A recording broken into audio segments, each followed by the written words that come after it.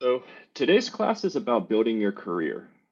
And when I think about my own career and the careers of many of the other people that are my mentors, are people that have mentored me, I see a bunch of themes. And really what this class is about is aggregating these themes so that you can get to where you want to go.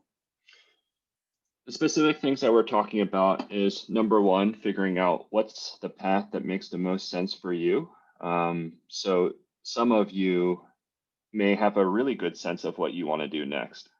Matthew, it seems like you're very set and you have a good understanding and you've already been making steps. Some of you may be still trying to test things out, and everyone's on a different part of the journey. But what we'll first start off talking about is figuring out what path makes the most sense. And the second part is finally answering, well, how do you actually get there, right? And we'll talk about different career guidance and things that I've learned over the years. So, specific things I will talk about is career selection principles and ultimately stories from different roles. And so, really, the thing that I want to start off this presentation about is the question of where are you going? So, the big theme that I found from interviewing all these VPs and directors and people that started their own companies is that people in general who do great things in their life, it doesn't just happen to them. They had a far-reaching vision, and they started thinking about I'll just give you a story. If you wanted to become like an Olympian runner, you don't just decide to become an Olympian runner. You have to basically work on this for maybe 10 to 15 years to even have a shot. And the same thing is what I found with people who accomplish great things in their lives. A lot of these people did get lucky, but a lot of them also had far-reaching vision for their lives. And then while most people didn't really have some sort of overarching vision, those that I found that accomplished great things, they were executing on something 10 years in advance, 5 years in advance, 3 years in advance, and thinking about how can I get incrementally closer to where I ultimately want to go. So the theme of this is that most people who create great things, they think strategically over long time horizons. And so ultimately, the next question is, how do you know where to go? That's something that I think that we all ask ourselves a lot. Sometimes we have a really great idea. Finally, we get that position. It ends up not being what we expected it to be. So ultimately, how do we actually find this destination? Every single time we are to make a leap like this, it might take a 2 year time investment. So how do you know which places to make this time investment? And ultimately, only you can decide. So we'll talk about certain steps on figuring out just best practices for making strategic moves. We'll talk about how to implement these moves, and ultimately, we'll share some stories at the end. So I'd like to share a little bit of my own story first. In my own personal story, I went to school for finance. My brother was someone that I really admired, and he was really, really, really great at finance. And so I basically just followed in his footsteps without really having great understanding of what I actually wanted to do. So in college, that's what I studied. Um, and my first job was as a financial and strategic analyst for a startup that eventually got investigated for fraud. So the startup didn't make any money. And eventually we got a $10 million deal. And what ended up happening later was that we found out that the son of a politician was on our board of directors. And that was part of the reason why we ended up with that deal. So um, the main part of this story was that I bounced around a lot. It wasn't necessarily something that transitioned seamlessly, but by the end of year 3 and 4, Mark, I was figuring more about what I wanted to do, and ultimately decided that I wanted to transition into something else. And so the first big pivot that I had was thinking about maybe I want to go step into becoming a software engineer. Maybe I want to enter into medicine, right? And so I wasn't really sure which path to take, but I did know that I didn't like what I was currently doing, and I thought that finance was actually kind of boring. So the principle that I implied was that I wanted to go after both of these at the same time. And my idea was that as I started pursuing these, one would basically become more clear that I'd either like it more or something else. And so both my parents are software engineers. Um, so on one hand, I was practicing software engineering and programming on my weekends. And the other end, to pursue medicine, I became an EMT and I rode around in ambulances for a while. And I basically pursued them at the same time. What ended up happening was that one door opened before another. I became a programmer for a very, very successful startup, the same one that Todd Barr, our CMO, Evan was here too. Rob Nalen, our senior director of legal, he was here. But we all joined this startup called Ansible. And so I was the fourth engineer. And the story with this is that it was actually pretty difficult to get up and running in software engineering. I'd never taken a single computer science class in my life. All the people that were my peers, they had way more experience than me. And then so I had to spend a lot of time to basically become their peer, right? My job was as a test engineer, and basically, test engineers' jobs are to check everyone else's work. And then because of that, people are constantly challenging you. And the big challenge with this is that I was testing other people's work that had 10, 20, 30 times my experience. And so I had to basically fight a lot of these people all the time. Ultimately, I was a software engineer for 4 years, and then I realized that this wasn't what was for me. I wanted to step into a role in which I felt like I could directly benefit people. For software engineering, I felt like a lot of the time that it was pretty isolating. There wasn't that human component, and I realized that there was a part of me that really wanted to just like benefit and serve other people. So that's when I thought about maybe stepping into engineering management or solutions architecture. And so I pursued both at the same time. Once again, I took a pre-management course for my current role, and then I was also starting to volunteer as an enablement solutions architect for Evan's SDR organization. And so that's how I started building a relationship with Evan, our current VP. It's just volunteering and taking on projects. Um, and one of the things that I want to talk about in this story is that there was always a theme in my life of wanting to serve others. I have taught in inner city public schools for about 8 to 10 years. Three different public schools, multiple different intervention centers. And over here, you can see that this is a picture of one place in which I served for about 5 years. And so the kids in this neighborhood, they probably have shootings once or twice a week. I had many kids that like experienced a lot of trauma, and it was actually something that I volunteered in doing for a really long time. So the reason why I mentioned this is that my current job at GitLab is one in which I get to basically combine everything together. There is the technology component, which I enjoy, but there is also the service component in the sense that I was teaching people for free for about 10 years, and now I get to do that on a full-time basis for technology. So this is basically my story of where I got to a place that I'm very happy. And the moral of the story is that one, I had to make moves to incrementally get closer to where I was supposed to go. But number two is that I was volunteering and taking on projects. So there's a lot more details to this that I'm going to gloss over. But I'd like to hear a little bit more about y'all's career stories too. So a little bit of what are some of the moves that you've made and how have you thought strategically about your career?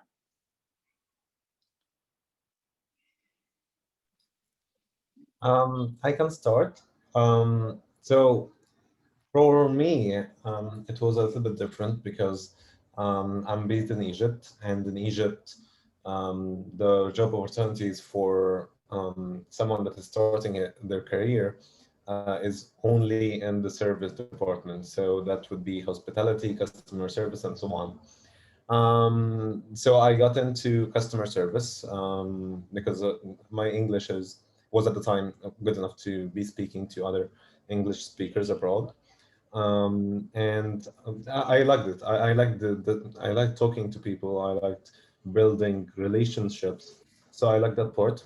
But I also was into technology, and I really wanted to know more about business. And this is how I became or got into sales development in a startup company. And like from there, I knew that I love this. This is what I want to do. So I want to grow myself within that field for the coming few years, and probably moving on to somewhere that is close to sales and marketing as well in the future. Gotcha. That's awesome. Thank you. Yeah, so my first like tech role, I guess, was an internship in college at a startup. Well, I suppose you could call it a startup. It was a large startup called Atomic. Um, and they got acquired by CA during my internship. So that was sort of cool to be a part of like an acquisition. Obviously I didn't get anything like financially out of it, but it was interesting to see. And then I moved to Boulder and went to like a 70-person startup, and was there for like a year and a half, and then they got acquired by Splunk. So sort of interesting, like the first two places I went both got acquired. And then so I got a taste of like the larger corporate experience with Splunk. They were about 4,000 people when we were acquired. So I got to see a lot of the more corporate side and be a part of like the bigger Splunk deals, and that was really interesting. And then after that, I really wanted to go back to like more of a startup environment, and GitLab seemed like a really great place. So that's when I made the transition over to GitLab. Yeah. And one day, could you ever see yourself trying to be part of a leadership of a startup or making one of your own? Yeah. So that's, for me, that's like you were touching a little bit on like looking 5-10 years down the road. And that's sort of how I envision like a PM role helping me, because I think having experience in the marketing sales side and then also combining that with a PM role would suit me well if I want to create my own company. Yeah. Because I could have an understanding of that selling side, but also the building side. So I guess that's sort of where my mind's at, is, investing the time now and trying to get that PM experience so I can ultimately, put my own ideas out there. That's cool. Let me know if you make a company one day. I will. Thanks for sharing. So I guess that part two of this question is, and we already sort of touched on this, is getting to where you're trying to go.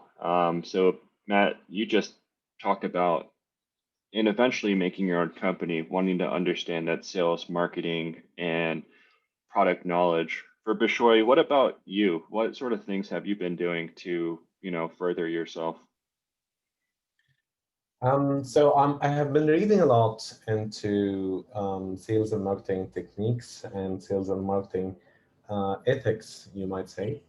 So it's not more of a self-development kind of way as the best way to address customers and the best way to speak to customers. And because again, like I want to be in a customer-facing role for some time in the future. Yeah, awesome. So now what we're going to talk about, now that we've had a little bit of an understanding of and shared some of our stories, is let's just talk about some best practices for making strategic moves, right?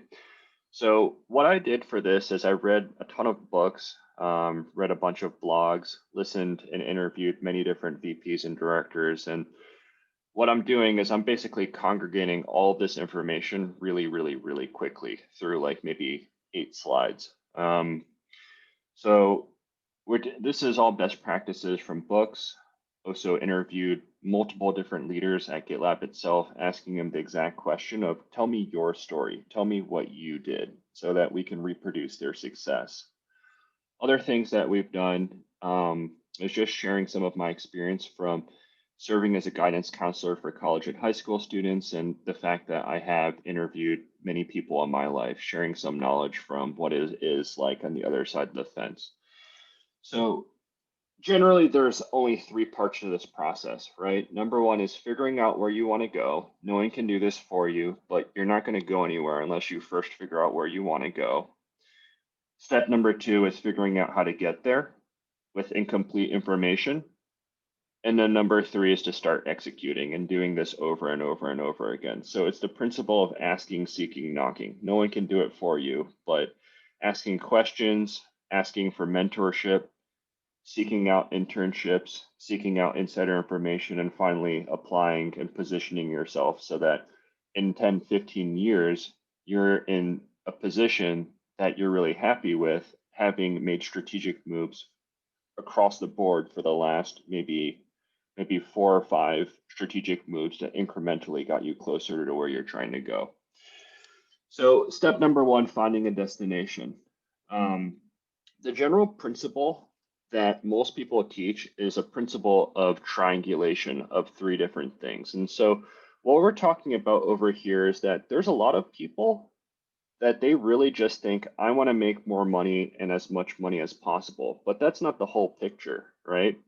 What we're really talking about is coming up with a job that you're doing something that you like, something that fits your lifestyle and financial needs, and ultimately something that you either are good at or can be good at. And so what I'm talking about with that is proficiency and aptitude. So the first thing that I want to talk about is passion. So this is something that a lot of people don't think about, and research shows out of a huge data study done by a large consulting group that only 13% of workers in the United States are passionate about their job. So roughly less than 1 in 5. The vast majority of everyone else is just doing stuff for a paycheck, and eventually they're going to leave. But honestly, the reason why passion matters is because research shows that if you're more passionate about your job, you'll be happier and you'll ultimately be more successful in it. So, what we're talking about over here is the fact that passionate people are more creative. Passionate people are more likely to innovate. And so, if you even think about like when we were in school, those people that were really passionate about dance and then they kept on thinking about dance or maybe the theater arts or something, and they came up with maybe their own ideas. That's what we're talking about, is that if you want to have a successful business, you need to innovate in some way. And so being passionate about the industry that you're in or your space, it's a competitive advantage for you. So that's one thing in the triangulation principle. Number two that I want to talk about is proficiency and aptitude. And so a lot of times for my career choices, I had to make some scary moves in the sense that I didn't know if I could do the next role that I was thinking about applying for, right? A lot of times in your career, maybe you're going to finally apply for a director level position, and there might be some fear factor involved in that. And what I always like to tell people is that, like, having taught students for maybe up to a decade, what I have found is that the vast majority of people can do way more than they think that they can do. So all of these kids that I taught in inner cities, their perception of success was basically what everyone else around them was doing, which a lot of them were getting like, I don't need to go into detail of this, but after I helped expand their imagination and help them realize, hey, you could maybe go to college, maybe you can start your own company one day, those ideas were planted. And eventually, now some of these people have actually graduated from college. And so asking yourself the question of what am I good at and what can I be good at? And so one of the things that I recommend for this is personality tests. Have you all taken Myers-Briggs or Enneagram? I did, but the weird thing is it just keeps changing. So I was the mechanic, and I became the alchemist or something, like it changed, like fluctuated. Yeah, I don't know why. Yeah. What about you, Matt? It looks like I saw Yeah, you I smile. did. I did in like college, so I can't even really remember my results. It's been a Yeah. while. One thing that I want to say about these personality types is that generally speaking, there's like a leader personality type, but leaders come from every single type of personality. It just would look different. The other thing that I want to talk about with this is that honestly, I recommend every single college student that I mentor to take one of these tests in their first 3 months of college, because ultimately speaking, I've seen people that they're really, really, really social, but they decide to become a programmer. And then they realize they graduate, spend $100,000 on their college education, and then realize 1 year into their career that they need to go interact with people more. And then so basically now they have to pivot in their entire like life trajectory. So Bishoy, sometimes personality tests they change a lot, but what I have found is that my personality now just like aggregates on one. But it wasn't until my later 20s that it basically like started stabilizing. So it could be that you're still like fluctuating because you're still exploring different things, which is normal. The other thing that I want to talk about is, have you all heard of the 10,000 hour rule? Yeah, what's Uh, the 10,000 hour rule? Have you read the book, or like tell me a little bit about it? I haven't read any like formal book on it, but it's that you need like 10,000 hours to truly master something. Is that what it is? That's exactly the concept. So there was this famous sociologist in the United States called Malcolm Gladwell, and he did a bunch of research and found that the common thread that he found was that if people spent 10,000 hours into practicing something, then that's when they can achieve mastery level. And so people basically accepted this for about 5 to 7 years, but what ended up happening is that it got disproved. So there was another huge meta study of 88 separate studies done by Princeton University. And what they found is that practice accounts for only around 12% of the performance differences across many different industries and fields. And so, what that has to go show is that your talent does matter. Who you are intrinsically does matter, right? So, some people are just naturally going to be way better at sales. Some people are way better at leadership. Some people are way better athletes than others. And that's something that's important to understand and accept. Um, because when I was teaching in inner city schools, I ask all these kids, what do you want to be when you grow up? And 99% of them would say, I want to be an NBA player. And like the fact of the matter is that like maybe one of these kids has the genetics to be an NBA player. And so basically just sort of circling and both combining these together, practice does important. Having taught many, many different people, I think that the vast majority of people underestimate their capabilities. But at the same time, your talent and basically who you were created to be does matter. It's not something where it's like I can just decide that I'm going to be an NFL player. It's something that I need to make strategic moves with really great sense of inner knowledge about what I'm strategically best at.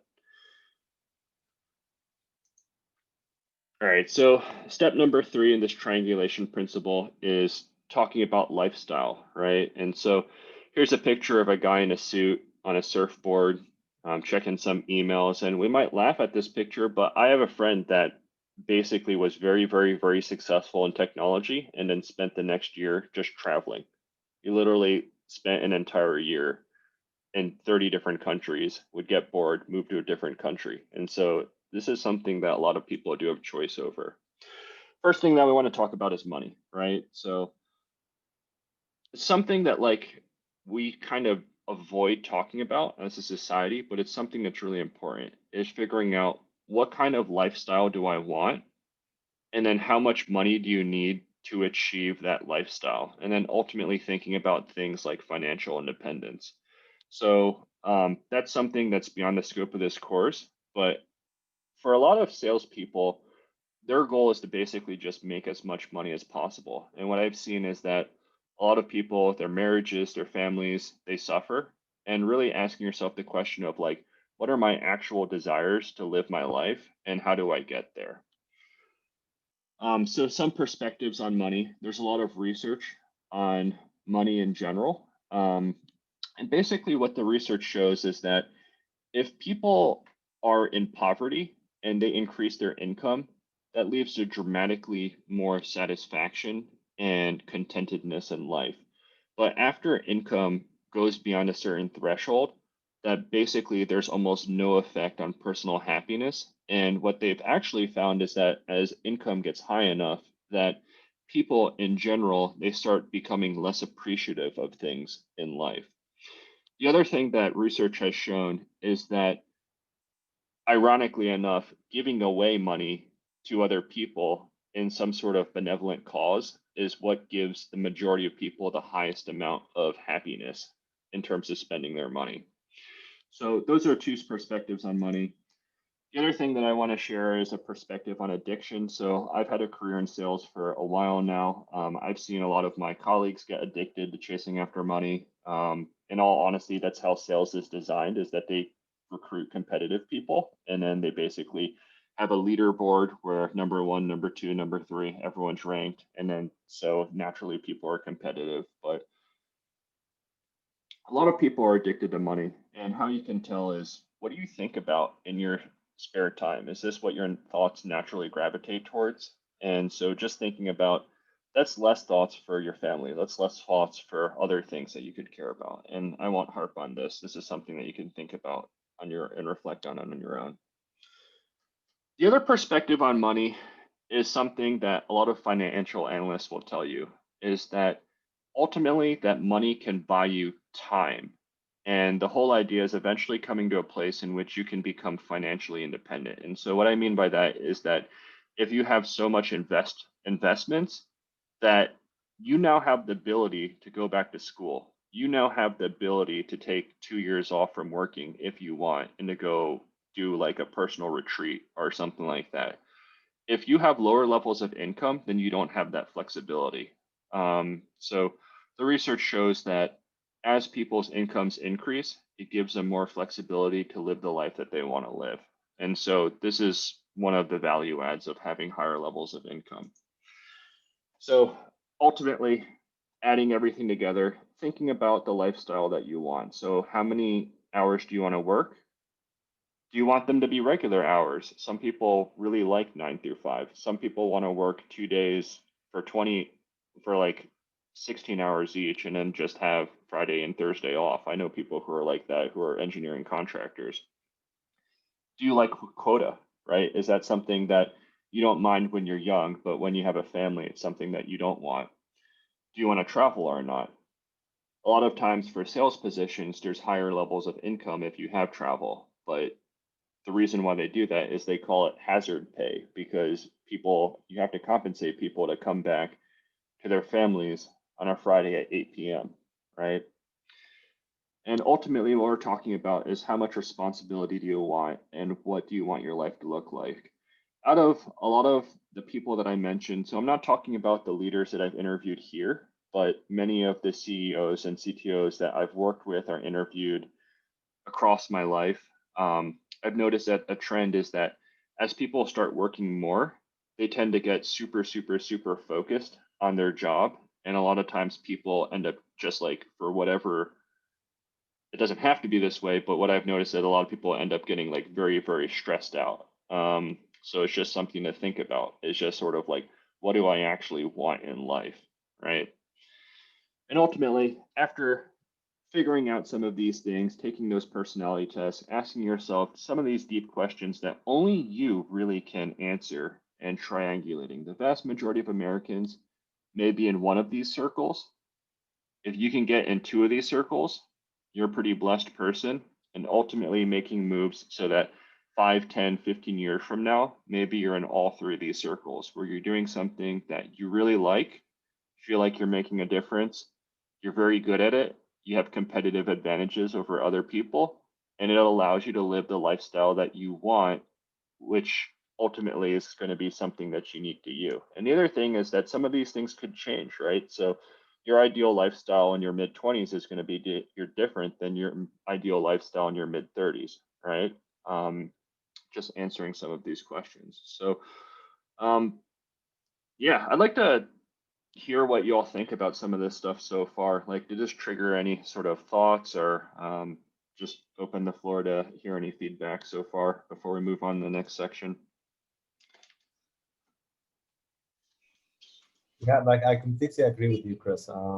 Like for exactly, especially for the part where money buys time, because I think that's what money does. Like it just facilitates buying more time for you. Yeah, I think I really like this visual. Never seen something like it, but I think it does summarize really well, like some of the main things that like I at least look for with a career. And Yeah. I do like the emphasis on lifestyle. I think GitLab does a nice job of emphasizing that as well. Can be a little bit challenging in our position, but I would say overall, if you manage your time well, that you can really have a great lifestyle. Yeah. Thanks for sharing. The other thing that I'd like to say is that in my own personal story, when I started out, um, I'd say I had zero of these circles when I became a software engineer, right? I wasn't proficient. I was completely new at it.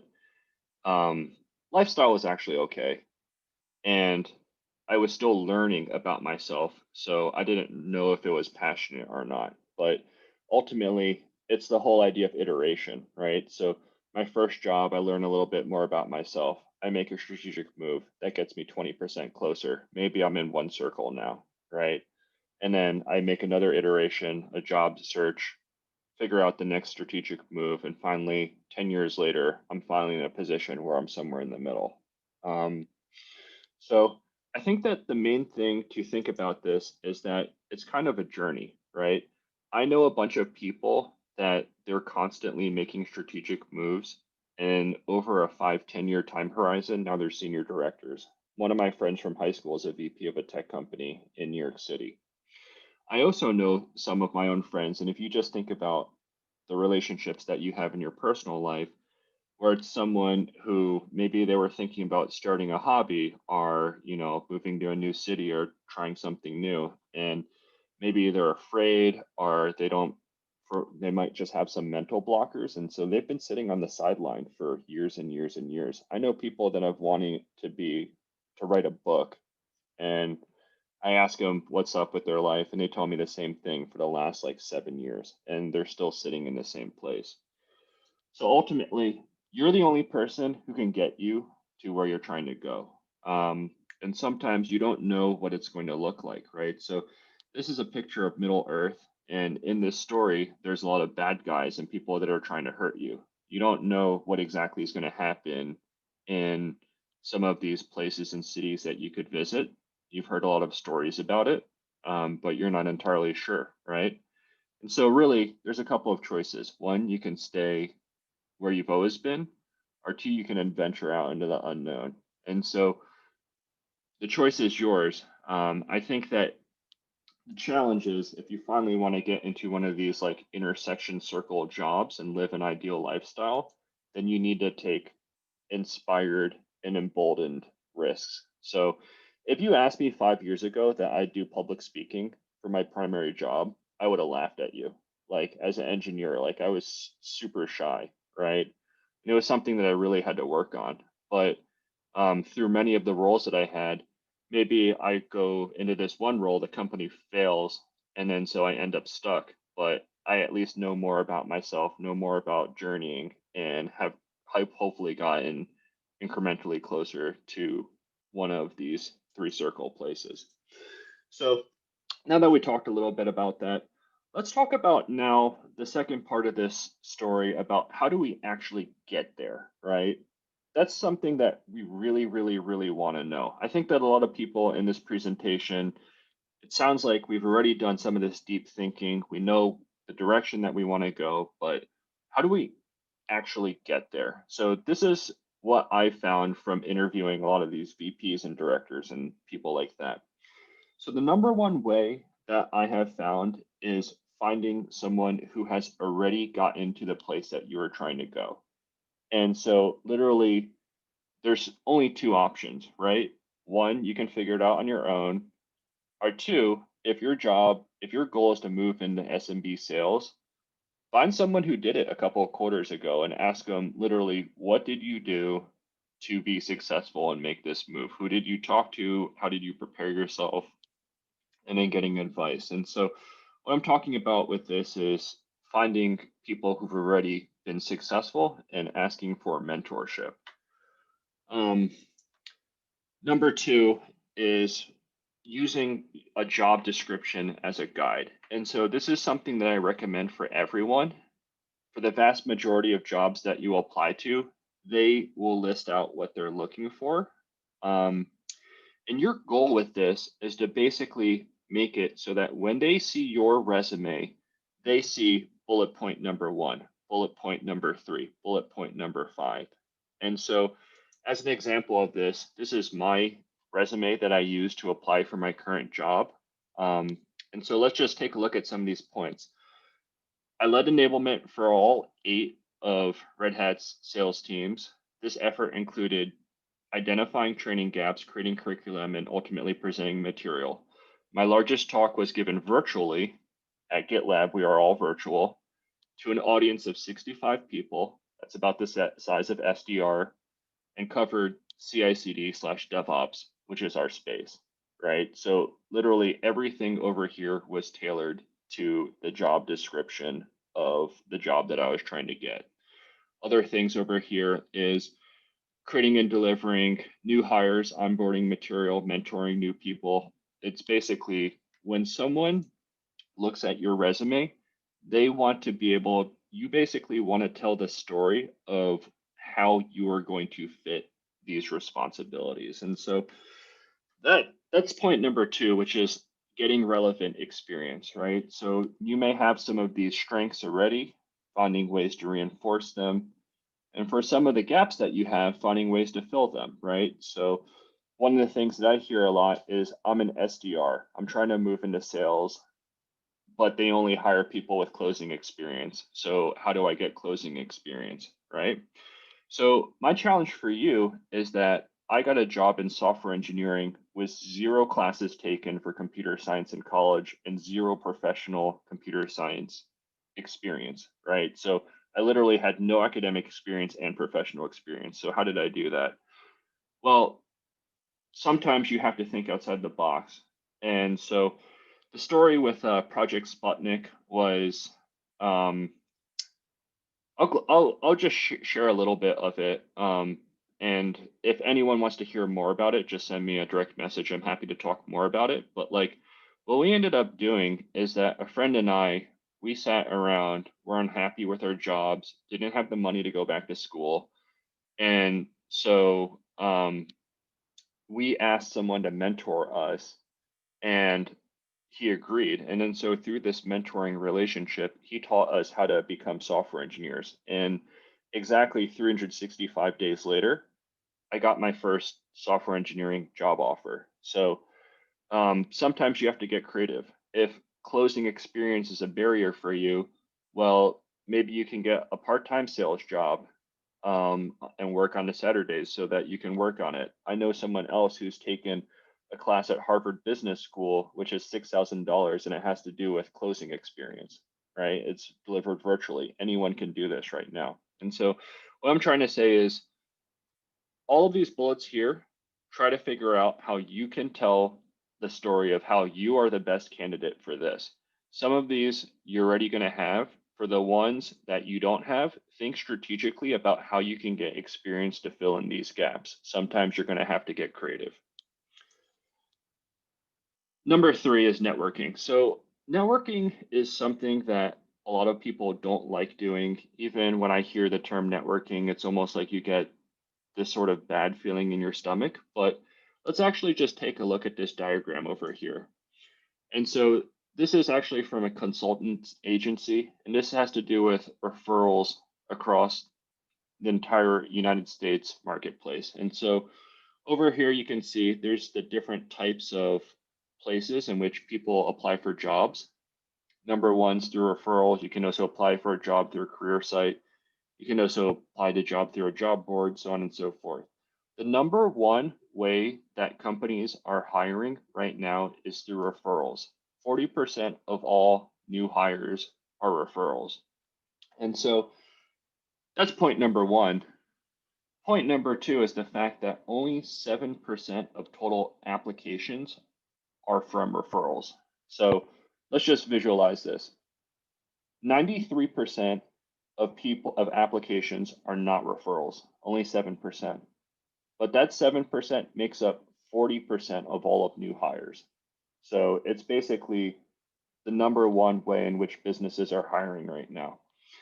And then so let's talk a little bit about why that is the case. So the reason why is because a bunch of consultants and business best practices, they've done a bunch of research and they've found that it's just better payout for a business. So referrals, they stay longer with a company on average. As you can see over here, here's the different types of ways in which someone can get into a company. And over a 3-year time horizon, there's around 3 times more people that are still with the company if they came in through a referral than if they came in through a simple job board, right? And so what we're talking about is that businesses hire from referrals because they see longer impact in terms of their staffing. Other reasons why people hire from referrals is the fact that it just costs less to a business to hire from referrals. So on average, to hire someone from a referral takes 29 days across industry. But for a career site, you have to spend more time vetting them. And then so on average, it's 55 days. And so that's more interviews. Maybe every person that you have to fly out to your office, that's maybe $2,000 in terms of the airplane, the hotel, and then also employee time, right? So this is the reason why referrals are so popular today. All right, so was any of that a surprise for you about like referrals or anything else?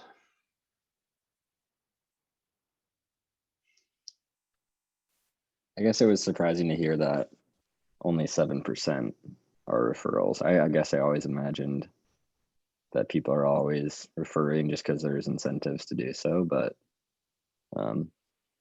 yeah, that is a little bit surprising. Yeah, actually, I was going to say the same thing. Yeah. For sure.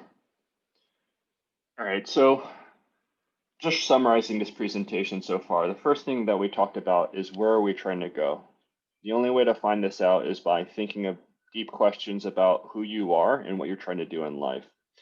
Number two is now that I've identified that, or at least have some sort of understanding of where I'm trying to go, how do I actually get there? We talked about how you need to go get out experience so that when someone sees your application, you basically are the perfect candidate, right? And thinking creatively about how to fill in some of these gaps. Number three is to start moving and to take risks. And so what we're talking about with that is just trying to figure it out, right? So in my career, and if you listen to many of the interviews that I'm going to highlight in a bit, many of these people didn't get into their ideal positions until maybe their 4th or 5th spot. So Ramona Elliott, the SDR manager over here, she didn't find a job that she really felt fit her personality until her 4th position. And so sometimes it can be iterative. This journey over here, sometimes you'll go leave, end up in this place, you might like it for a bit. And the whole point though is that the people who stay put, they're going to be in the same position 5, 10, 15 years from now. But the people who make brave and emboldened strategic moves, these are the people who are going to finally get to the place where they're trying to go. And so what are some of the possible destinations? So I did a lot of the work for you, making it easy for you. And so some of the positions that you may have considered if you're an individual, if you want to stay an individual contributor, moving into inside sales, outside sales, channel and operations, alliances, or maybe sales enablement. And so what I did was I went out and I interviewed people that are leaders in our organization, and I asked them, tell me your story. Tell me what you did to get to where you're trying to where you are now. Tell me how you knew that this is something that fit your personality and your needs. And the last thing that I left off is, so I represent the SDR organization. I'm trying to help out the people that are here. Tell me what someone from the SDR organization would need to do so that they would be a good candidate to enter into inside sales, alliances, so on and so forth. And so I've aggregated a bunch of these interviews for you. Definitely check them out. If you're thinking about, hey, maybe one day I just feel like there's part of me that wants to lead, right? And then so I've interviewed many different people on the leadership side. For SDR leadership, I interviewed Ramona Elliott. For sales management, I interviewed Madeline Hennessy. Inside sales management, Brent Caldwell, and finally executive leadership. So Mike Powell is our VP of enterprise sales, and I asked him questions like, how do you make an organization win long term? What is the difference between culture and strategy? And how, like, what are your priorities? How do you organize your day? Let me like get into your mind and talk to me a little bit about some of the things that you care about. And so that's ultimately the entire class for today. The next steps for this is that I have an optional homework for anyone that wants to do it, but so if you do want to do it, it's everyone here gets credit for just taking the class. I do have a doc that helps ask some of these questions that if someone gave this to me 10 years ago, it would have saved me a bunch of time. So if you want this Google Doc, just let me know.